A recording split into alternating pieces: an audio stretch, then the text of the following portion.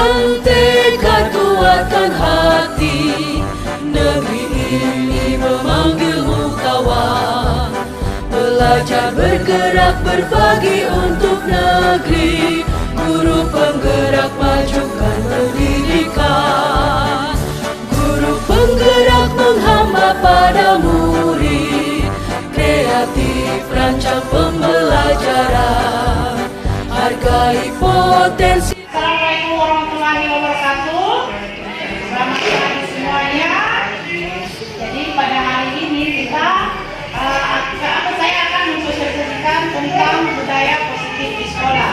Jadi budaya positif ini adalah sesuatu yang harus kita terapkan di sekolah. Jadi pengantarnya ketika anak-anak melakukan kesalahan, misalnya ada yang terlambat atau tidak kerja tugas, kita sebagai guru harus melakukan atau harus menerapkan budaya positif yang seperti apa itu. Nah, jadi budaya positif ini, jadi nanti ke depan itu akan ada yang namanya kurikulum baru yang diprakarsai oleh Ki Hajar Dewantara. Jadi menurut Ki Hajar Dewantara bahwa kita mengajar itu berpusat pada siswa. Kemudian di sini kita mencontoh perbandingannya dengan hidup kehidupan seorang petani. Dalam hakikatnya sama kewajibannya dengan seorang pendidik. Yang menanam padi misalnya hanya dapat mengukur tumbuhnya padi, dia dapat memperbaiki kondisi tanah, memelihara tanaman padi, memelihara air. Jadi inilah konsep-konsep dari Ki Hajar Dewantara yang berpusat pada siswa.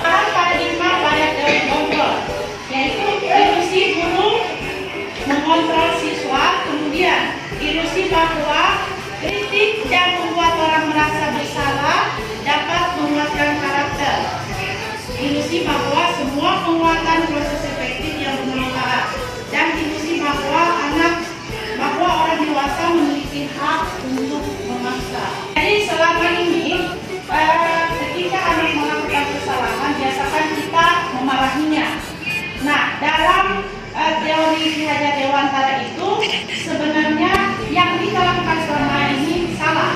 Itu menurut Ki Hajar Dewantara. Jadi misalnya anak-anak yang melakukan kesalahan itu harusnya kita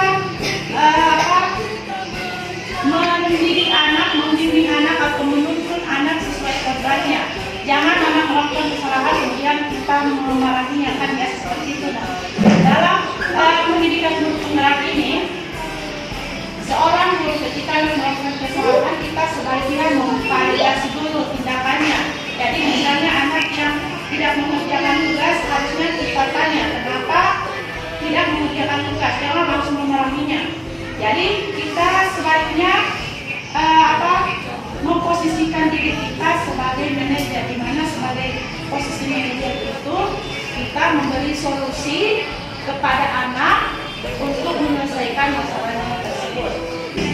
Budaya positif itu ada lingkaran, yaitu lingkungan positif, keyakinan kelas, dan peraturan kelas. Jadi sebelum kita menerapkan budaya positif itu harus kita membuat keyakinan kelas dulu.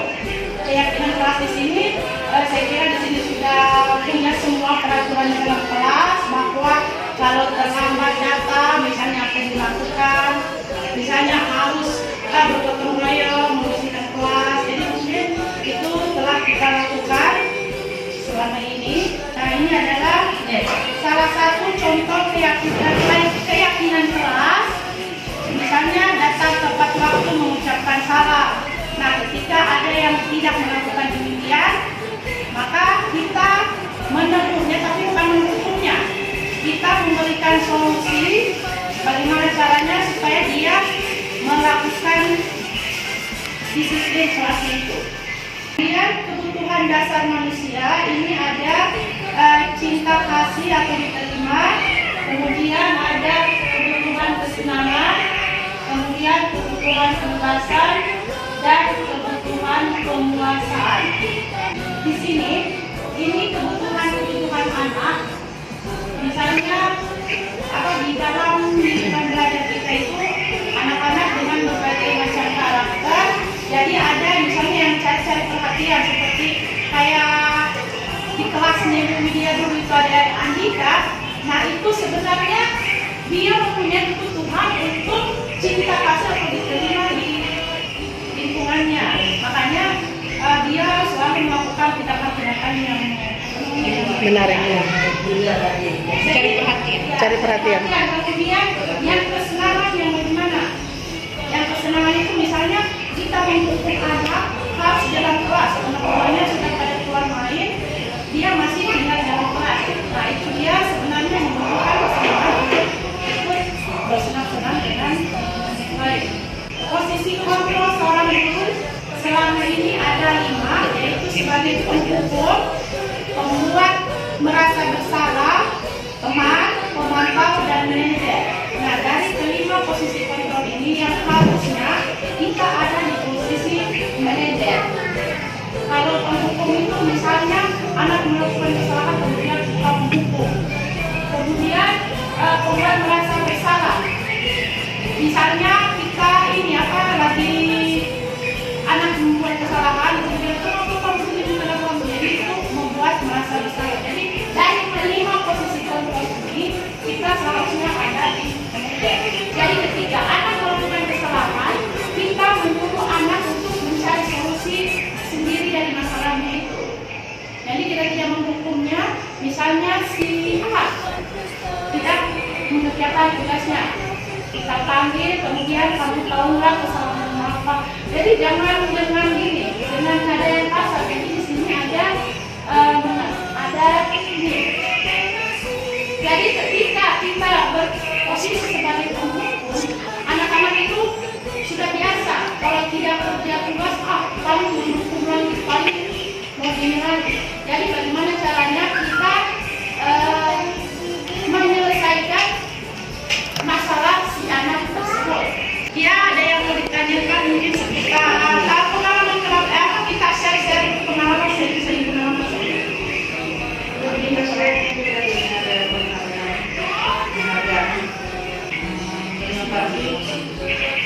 kesempatan yang pada saya yang kebanyakan itu masalah hidup dan oleh penghargaan. Tadi ada penghargaan contohnya tadi pada saat dia artinya dikasih tugas kemudian benar dikasih penghargaan dengan cara memberikan sebuah permen.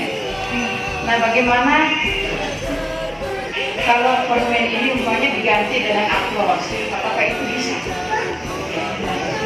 Ya, mungkin yang dimaksud ini didukung oleh penghargaan itu jika ada pengaruh terhadap ketika kita memberi penghargaan kepada murid, ada beberapa pengaruh misalnya penghargaan jangka pendek dan jangka panjang, kemudian penghargaan tertutup, kemudian penghargaan mengurangi ketepatan, penghargaan tidak efektif dan penghargaan rusak hubungan.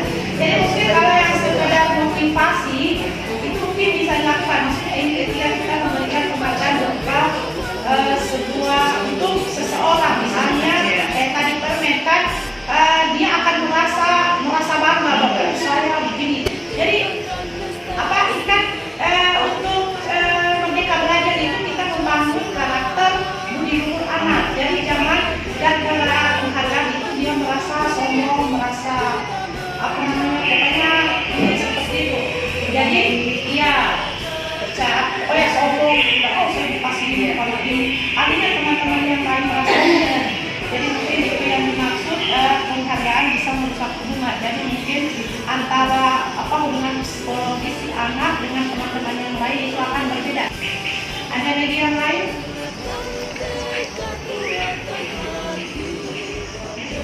Jadi intinya ketika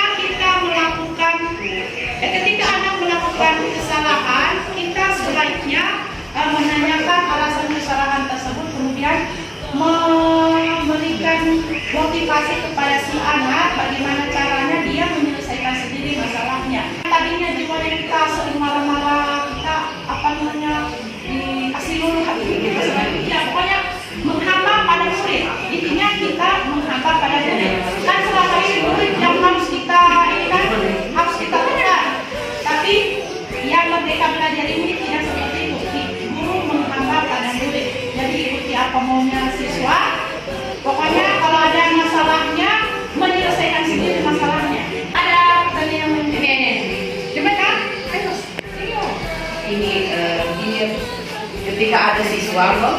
dia tidak menyulis. Mungkin hari ini pertama kita lakukan kita akan kaki dia begitu.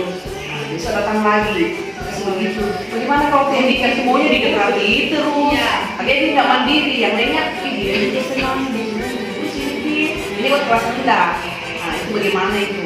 Ya, itulah mungkin di dalam salah satu. Jadi di kurikulum mereka belajar ini memang kita harus mengikuti maunya siswa. Jadi biasanya makanya untuk apa namanya ke depan memang harus usia masuk sekolah itu harus memang usia yang mapan betul, yang kemauan menulisnya ada. Mungkin bisa kita lihat umurnya mungkin itu pasti beda dengan yang umurnya yang sudah mapan.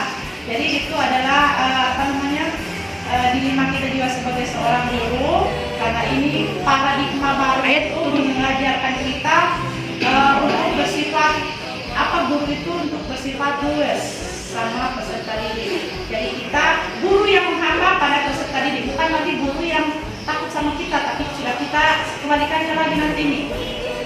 Jadi prosesnya seperti itu, merdeka belajar kita menuntut peserta didik sampai dia bisa. Ya, jadi mungkin seperti itu. Jadi kalau tidak ada pertanyaan, mungkin saya bisa tutup. Ya. Nanti pertanyaan sering nanti di luar lagi. Oke, kurang dan lebihnya mohon dimaafkan. Assalamualaikum warahmatullahi wabarakatuh.